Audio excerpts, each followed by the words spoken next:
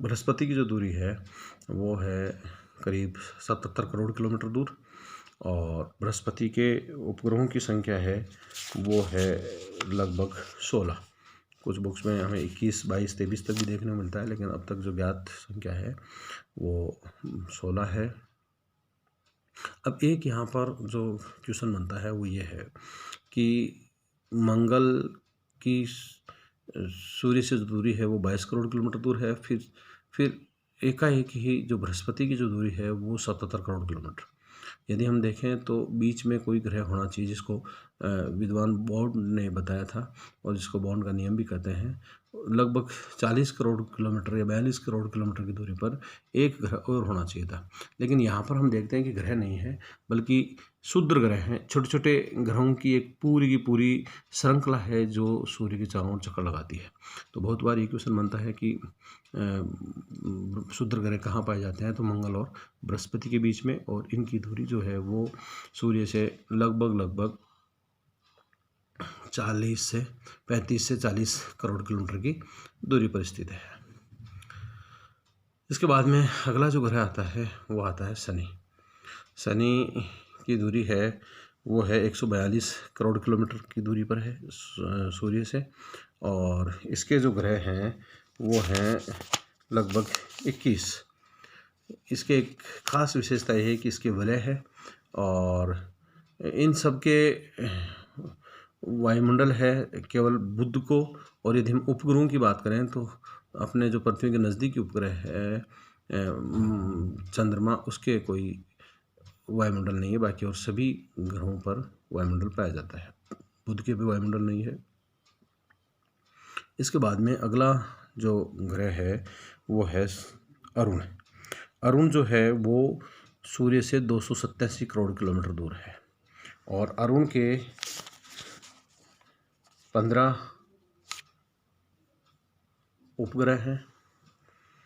और इसके बाद में अगला जो ग्रह है वो आता है वरुण, जो पृथ्वी से 449 यानी कि लगभग 450 करोड़ किलोमीटर दूर है, और इसके जो ग्रहों की संख्या है वो है 8 वरुण के। और कुल मिला के ये 8 ग्रह हैं। यदि हम इनको एक आकार की दृष्टि से देखते हैं तो सबसे बड़ा जो ग्रह आता है वो आता है बृहस्पति, नंबर 2 पे आता है शनि, नंबर 3 पर आता है अरुण, नंबर 4 पे आता है वरुण, और नंबर 5 पे आता है पृथ्वी। पृथ्वी का जो अर्धव्यास है व्यास जो है वो 12,742 किलोमीटर, और 12,742 किलोमीटर है। लेकिन पूर्णतः यदि हम देखें कि पृथ्वी भी पूर्णतः गोलाकार नहीं है।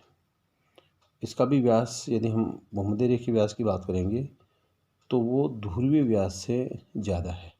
ध्रुवीय व्यास है वो है 12,713 किलोमीटर, और यदि हम भूमध्य रेखीय व्यास की बात करेंगे तो वो आता है 12,756 किलोमीटर।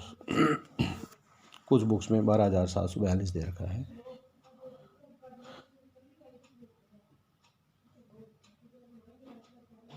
और 5वें नंबर पर जो ग्रह आता है वो है पृथ्वी। 6ठे नंबर पर जो ग्रह आता है वो आता है शुक्र। नंबर 7 पर आता है वो आता है मंगल, और सबसे छोटा जो 8वें नंबर पर ग्रह आ रहा है वो है बुध।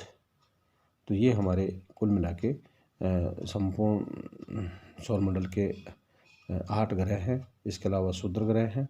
क्षुद्र ग्रहों की संख्या काफ़ी बड़ी है, काफ़ी संख्या में पाए जाते हैं वो, और उनमें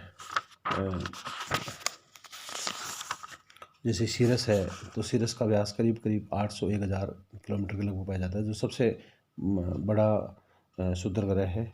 और इसके अलावा दूसरे और क्षुद्र ग्रह हैं जिनमें जैसे प्लास है, वेस्टा है, हाइड्रिया है, डिविडा है, यूरोपा है आदि।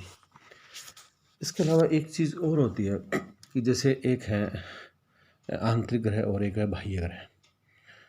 क्षुद्र ग्रह एक ऐसा सीमा का काम करता है जिसमें पहले बुध, शुक्र, पृथ्वी और मंगल ये आंतरिक ग्रह कहलाते हैं, और जो बृहस्पति है, शनि है, अरुण है, वरुण है, ये बाह्य ग्रह के रूप में जाने जाते हैं।